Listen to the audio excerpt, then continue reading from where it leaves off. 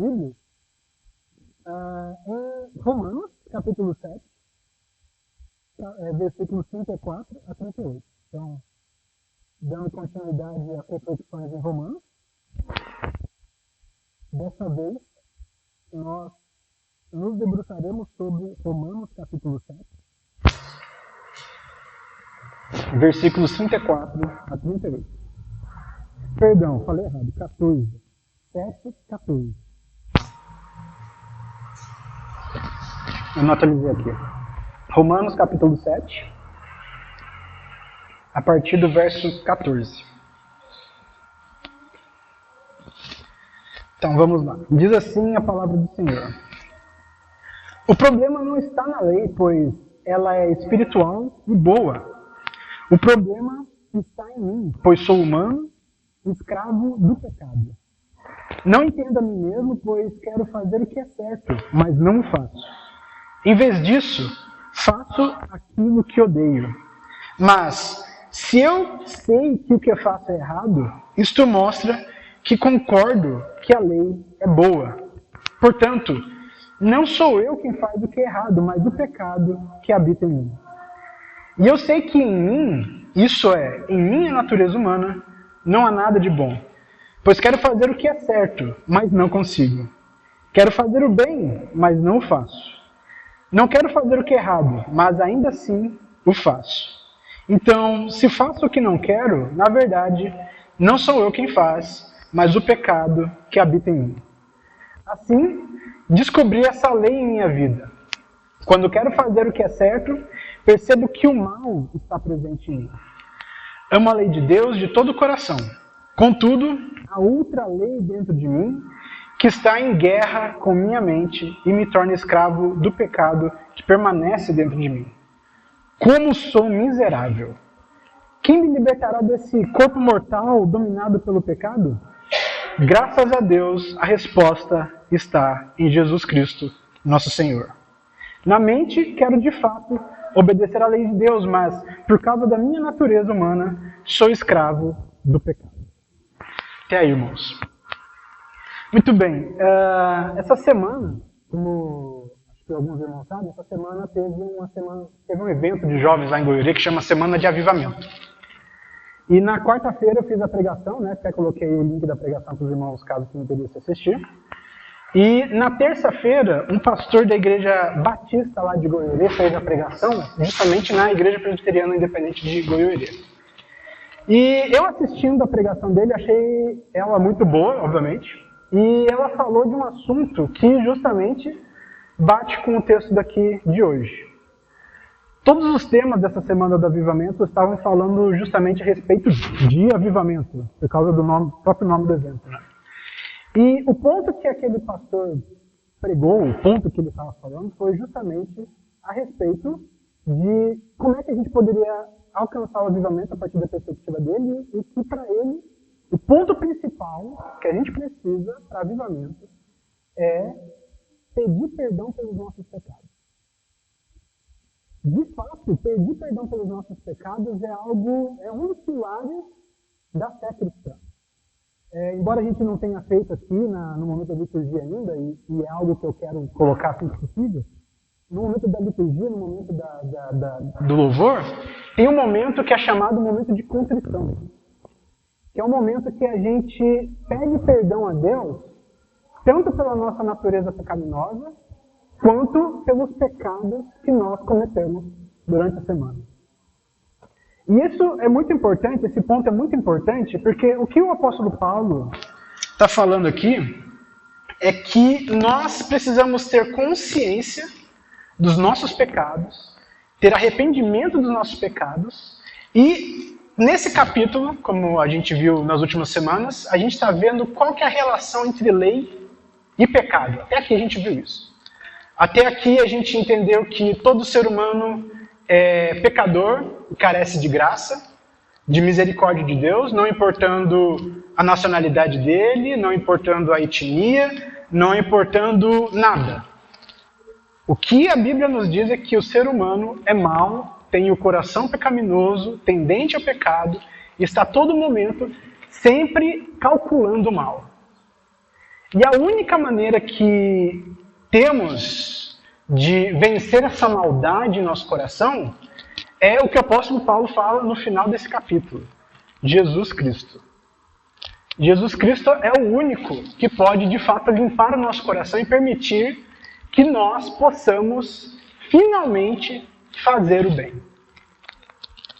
Então, como a gente estava falando nas últimas semanas, o pecado, antes de conhecermos a Cristo, é como se fosse o nosso Senhor, o nosso governante, o nosso dono.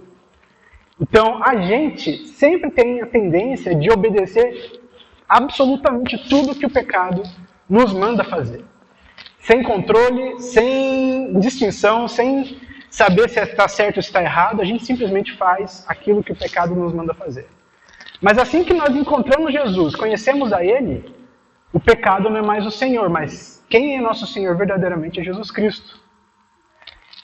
Mas aqui é importante fazer uma pequena distinção para combater talvez um ensinamento que eu acho que os irmãos não têm, mas é um ensinamento, um pensamento que há muito tempo não vejo, mas talvez não seja tão difícil de encontrar assim.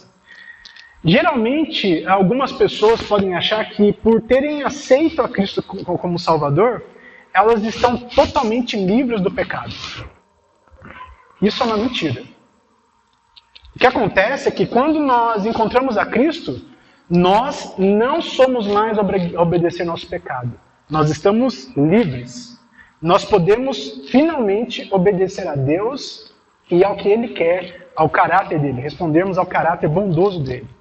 Só que isso não quer dizer que nós estamos totalmente livres da influência do pecado. Ou seja, a gente é livre, mas sempre tem uma vozinha sussurrando, cochichando aqui na nossa orelha, falando para a gente fazer aquilo que o nosso coração mais deseja. E o ponto principal disso, a ideia principal disso, é que nós conseguimos distinguir entre o bem e o mal justamente por causa da lei de Deus. A gente consegue entender o que é o certo e o que é errado, o que a gente tem que fazer, o que não tem que fazer, se a gente tem que obedecer de fato aquilo que é correto e aquilo que não é, por causa da lei de Deus, da palavra de Deus. Deus nos salva, limpa nossos corações, temos então a possibilidade de fazer o que é o bem. Mas como conhecemos o que é o bem? Como é que a gente sabe o que é certo? O que é realmente certo? A gente sabe por causa da lei.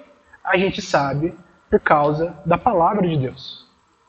Então, um ponto muito importante, muito interessante é que a lei, ela serve para revelar o caráter de Deus. E esse é um ponto que os fariseus tropeçavam muito. Eles achavam que o simples obedecer à lei os salvava. Mas a verdade é que a lei revela para o coração humano o caráter de Deus e quais são as atitudes que nós estamos fazendo que são pecaminosas e estão contra a vontade de Deus. Pense como na leitura que a Dona Eliette fez no começo, né? Lâmpada para os meus pés é a tua palavra e luz para os meus caminhos. O que é isso? A palavra de Deus lança luz a todos os cantos do seu coração para te mostrar qual é o pecado que você tem guardado escondidinho no seu coração e que você precisa lutar contra, que você precisa limpar, que você precisa retirar do seu coração. Uma outra analogia, que talvez seja até mais fácil de entender. Pense no seguinte: a lei é como se fosse exame médico e o pecado como se fosse uma doença que você tem que tratar. Então, como é que a gente sempre faz? A gente está sentindo alguma dorzinha, algum incômodo, um mal-estar, a gente vai procurar um médico, querendo saber o que a gente tem que fazer para melhorar, para curar. E o que o médico faz? Ele passa lá exame de sangue, raio-x, ultrassonografia, passa um monte de exame que a gente tem que fazer para a gente entender o que está realmente acontecendo com a gente. Aí, o médico, com o resultado de todos os exames, dá uma olhada, bate o olho. Dá uma olhada, bate o olho e fala pra gente assim, ó, você tem isso, você, para resolver a sua doença, tem que fazer isso, isso, isso e isso. Ou seja, da mesma forma como o médico receita para a gente o que a gente tem que fazer, a palavra de Deus também faz isso. Ela mostra qual é o seu problema, ela mostra como é que você tem que atacar o seu problema e qual é a única maneira que você pode fazer, o que é a única coisa que você pode fazer para poder melhorar e se livrar o mais rápido possível da sua doença. Só que o coração humano, cada um de nós aqui, temos um problema. A gente é teimoso. E essa teimosia geralmente acomete especialmente homem. Mulher tem também, mas homem tem muito mais. Então o que acontece com o homem com relação a médico? Não quer nem passar na frente de consultório. Nem pensar. Vê um consultório lá, atravessa a rua ou dá a volta no quarteirão. Foge de toda maneira possível para não fazer o exame médico. Ou ainda, quando a gente vai lá, entra no consultório, faz todos os exames que o médico pediu, escuta o sermão que ele dá na gente, né, algumas vezes, fala, você tem que cortar o torresminho, tem que cortar a gordura de porco, dar uma diminuída no churrasco. O que acontece? Fala, esse médico não sabe de nada, não vou fazer nada que ele está falando para fazer. Mas não vou fazer mesmo. Esse médico aí, nossa, não tem entendendo nada que está realmente acontecendo. O que acontece, irmão? No fim das contas, a gente é como esse paciente teimoso. A gente ou não quer ter contato com a palavra de Deus, porque a gente sabe que a palavra de Deus, no fim das contas, vai tocar na ferida. A gente quer distância, a gente não quer ler, não quer estudar, tem dificuldade de vir para a igreja.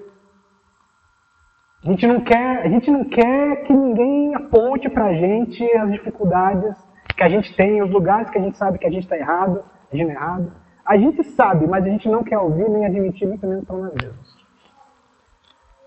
E quando a gente sabe cada uma dessas coisas, a gente ainda teima em falar, não é bem assim, não está legal isso aí, eu não concordo muito com o que está falando aí, a coisa é um pouco diferente, eu entendo diferente. O que acontece então, irmãos? A gente está sempre fugindo, a gente não quer de verdade ouvir aquilo que a gente precisa ouvir. Ou a gente não quer trabalhar as partes do coração que a gente precisa trabalhar. A gente é duro, a gente é teimoso, a gente quer fazer todas as coisas do nosso próprio jeito. E esse que é o grande problema do pecado, esse que é o grande problema da condição humana. A condição humana, mesmo quando nós encontramos com Cristo, nos faz sempre querermos ir contra Ele.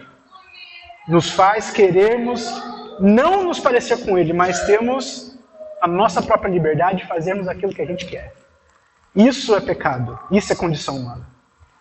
Se a gente quer ser de verdade como Cristo, se a gente quer ser discípulo de Cristo, parecer mais com Ele, a gente precisa de verdade nos debruçar sobre a palavra, buscar a presença dEle e querermos ser mais parecidos com Ele.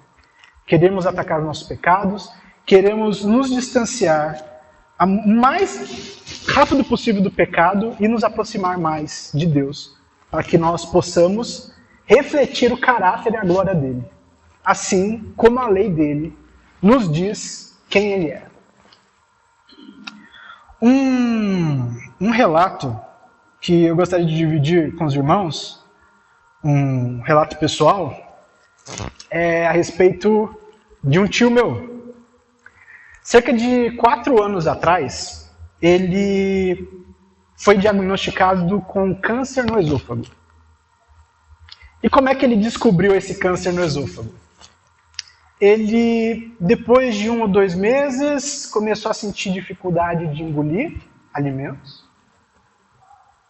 Pouco mais tarde, já com 6 meses, ele começou a nem conseguir tomar água direito. Dia sim ele tomava água, dia não passava nada. Foi só aí que ele foi atrás de um médico para saber o que é que estava acontecendo com ele. Então, depois que todo mundo via que ele estava muito magro, ele era Ele era alto, grande, gordo, e de repente ele ficou pálido. Em 6 meses. Emagreceu assim absurdamente rápido. Quando não tinha mais como esconder de ninguém, ele falou, eu tô com um problema, não estou conseguindo engolir mais. Então, depois de muita insistência, ele decidiu ir finalmente ao médico. Aí descobriu que ele estava com câncer no esôfago e que estava obstruindo o caminho da comida, do alimento. Então ele começou a fazer um tratamento, um pequeno, rápido tratamento. Foi mais no sentido de fazer uma preparação para ele fazer uma cirurgia e depois fazer finalmente uma quimioterapia, uma rádio. Só que ele tendo contato com algumas pessoas, ou alguns livros, ou mais especificamente alguns vídeos na internet falando a respeito de tratamentos alternativos, de como algumas pessoas conseguiam até mesmo vencer e curar o câncer com alimentação, basicamente, ele entendeu que ele não era para ele fazer aquilo que o médico estava falando para ele fazer. Ele decidiu não dar continuidade ao tratamento que o médico estava propondo para ele. E o médico insistiu, muita gente insistiu, ele decidiu que não ia fazer, que ele ia tratar a saúde dele da maneira que ele viu que ele devia tratar. Uma coisa interessante, essa doença, esse câncer dele, uma parte entendo que se dá por conta da própria genética da minha família. Né? A minha família, vários tios-avós meus acabaram falecendo de câncer, de algum tipo de câncer. Então é algo que é meio comum na minha família. É muito fácil a gente ter câncer. E o segundo ponto, e talvez seja o mais crítico, é que ele tomava muita Coca-Cola.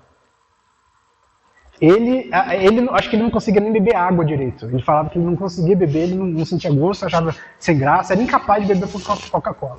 A única coisa que ele tomava ele não conseguia beber água, a única coisa que ele bebia, era Coca-Cola. Acho que ele bebia, 6 litros de Coca-Cola por dia. Uma quantidade absurda de Coca-Cola. E o médico mesmo falou para ele, olha, você para de tomar Coca-Cola, senão você vai morrer. Você abandona isso. E assim como muita gente tem dificuldade de se livrar do cigarro, do álcool, mesma coisa aconteceu com ele, só que dessa vez com a Coca-Cola, com refrigerante. Então, o que aconteceu? Ele abandonou o tratamento que o médico falou para ele fazer, ele seguiu a vida dele, tentou fazer o tratamento alternativo, fazia mais ou menos, não fazia lá certinho, continuou tomando Coca-Cola, e depois de mais uns 6 meses, começou a fechar a garganta, o esôfago de novo. Voltou a dificuldade de engolir, voltou a dificuldade para comer. E o que aconteceu? Desesperado, ele voltou para o médico e finalmente decidiu que ele precisava fazer o tratamento que eles tinham falado antes para ele fazer. Então ele fez de novo aquele tratamento básico, rápido, preparatório para ele fazer a cirurgia.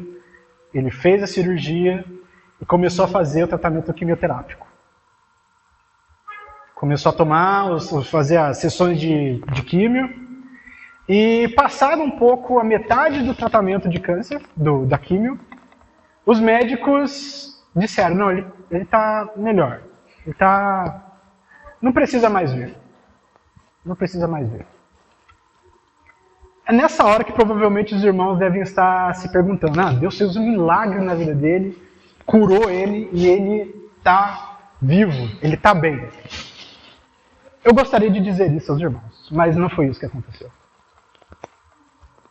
Os médicos, embora eles não falassem, não admitissem, provavelmente eles viram que o câncer havia tomado o corpo inteiro dele, inclusive a cabeça.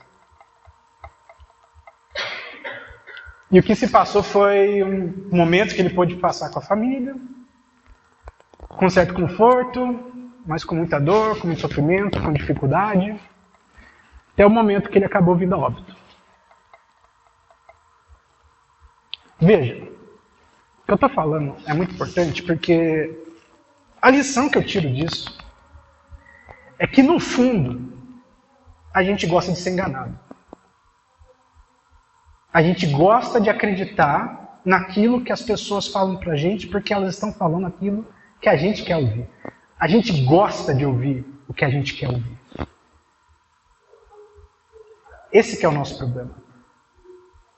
Então, ao invés de ele entender a condição difícil que ele estava, a doença dele, todos os médicos falando, todos os familiares falando da situação difícil e grave que ele estava passando, ele preferiu seguir os instintos e sentimentos dele e fugir do que ele deveria fazer. Da mesma forma, a gente tem a tendência a fazer somente aquilo que a gente quer, a fazer somente aquilo que as pessoas que concordam com a gente falam para a gente fazer. E de maneira bem objetiva, talvez esse seja o maior problema da igreja, não digo da igreja de maneira geral, mas seja o maior problema da maior parte dos cristãos hoje. A gente gosta de ouvir as mensagens daqueles comunicadores que estão falando justamente aquilo que a gente quer ouvir. Quando eu falo comunicador, aqui coloco pregadores, coloco autores, jornalistas, coaches, palestrantes, talvez até algo que você está assistindo na televisão ou mesmo na internet, nos grupos de WhatsApp. No fundo, a gente se deixa levar por aquilo que a gente gosta de ouvir. E a gente não suporta aquilo que a gente precisa ouvir.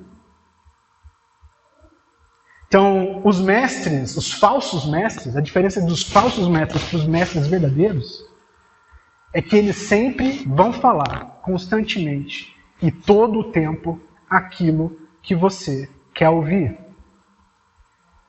E nisso, você vai ficando com o coração cada vez mais duro, se afastando de Deus, se entregando ao seu pecado, pecado que às vezes você nem se deu conta que tinha, mas por causa daquilo que você está ouvindo, você fica cego.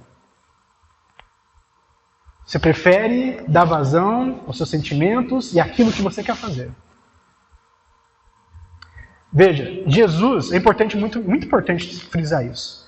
Jesus, ele de verdade e realmente, ele confortava as pessoas, consolava o coração delas, abraçava, acolhia. Ele fazia isso muitas vezes. Só que se os irmãos prestarem atenção nos evangelhos, a grande maioria dos encontros de Jesus eram encontros de confronto. Eram encontros em que Jesus desnudava o coração de com quem ele estava falando. Ele deixava a pessoa totalmente desarmada e apontava qual era a falha que ela estava tendo, qual era o pecado que ela estava cometendo, qual era o problema que ela tinha que resolver na vida dela, para ela poder ser, de fato, discípulo de Cristo. E muitas vezes, como eu sempre lembro do caso do garoto rico, menino rico, ele ouviu a verdade, ele ouviu aquilo que ele precisava ouvir, ele simplesmente dava as costas, seguia a vida dele, porque ele não ia fazer aquilo que Jesus tinha falado para ele fazer. Continuou a vida dele da maneira que ele queria e se afastou de Jesus.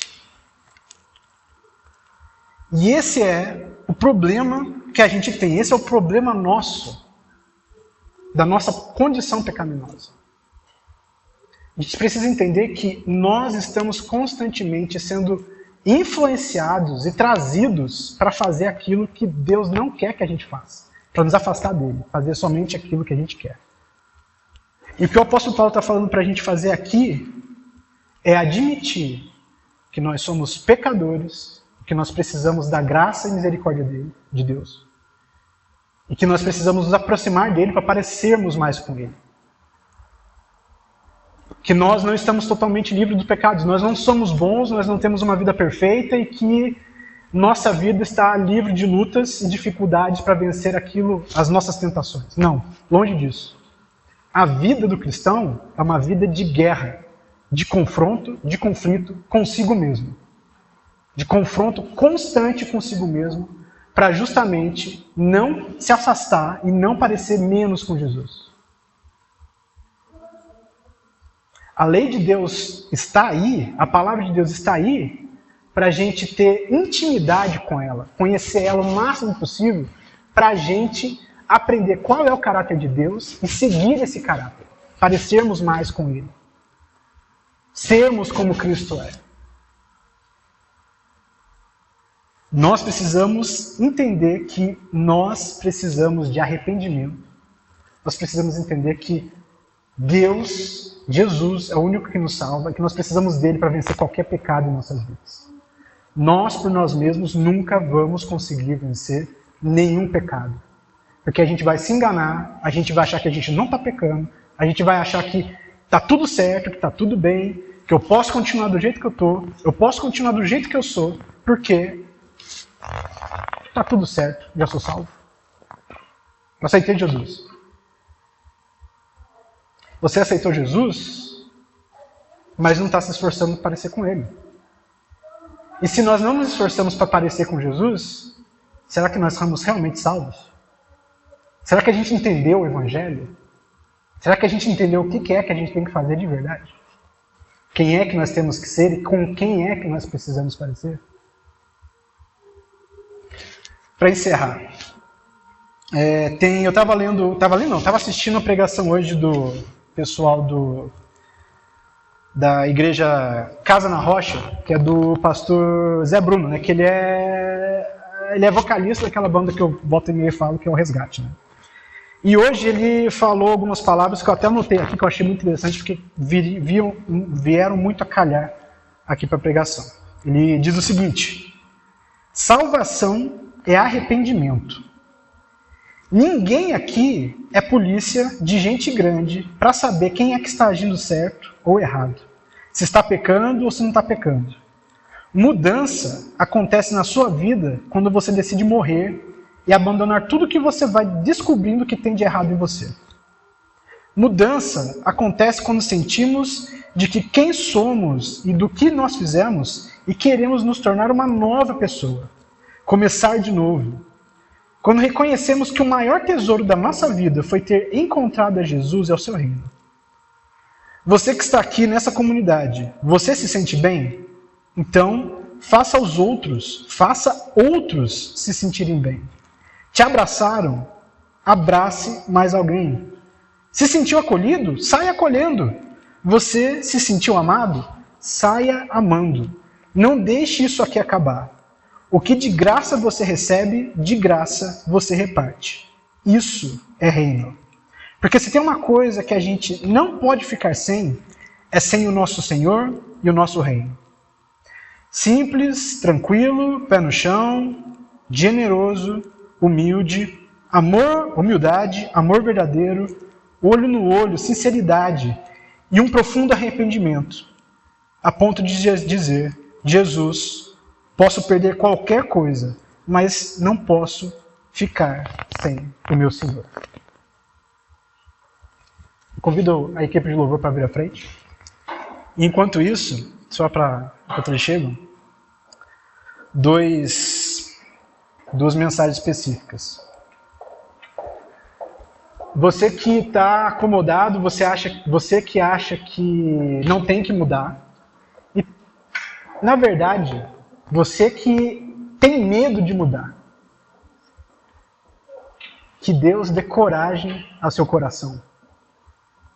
E a gente pode ter coragem para enfrentar e enxergar os nossos próprios pecados, porque Jesus está conosco. E para você que vem lutado há muito tempo contra algum pecado que você quer ver vencido, que você está até cansado de lutar contra e está jogando a toalha. Ânimo. Ânimo, porque todos nós temos dificuldade para se livrar das coisas. Mas o mais do pecado, mas o mais importante é que Jesus está conosco e morreu por nós. Ele é misericordioso e nos ajuda a levantar a cada queda que a gente tem. Ele nos ajuda a chegar lá e aparecermos mais com Ele. Oremos, irmãos. Senhor nosso Deus, nosso Pai, nós estamos aqui, Senhor, com o coração quebrantado, porque nós entendemos a nossa condição pecaminosa, Senhor. Nós entendemos que necessitamos profundamente de Ti, ó Deus, e que se formos largados às nossas próprias vontades, nós estamos cada vez mais longe, nós ficaremos cada vez mais longe de Ti. Pedimos, Senhor, que o Senhor quebrante os nossos corações, lance luz às nossas vidas para que possamos enxergar os nossos próprios erros, nossos próprios pecados. E nos ajuda, Senhor, a conhecer a Ti cada vez mais, para que possamos depender e parecer mais contigo cada vez mais.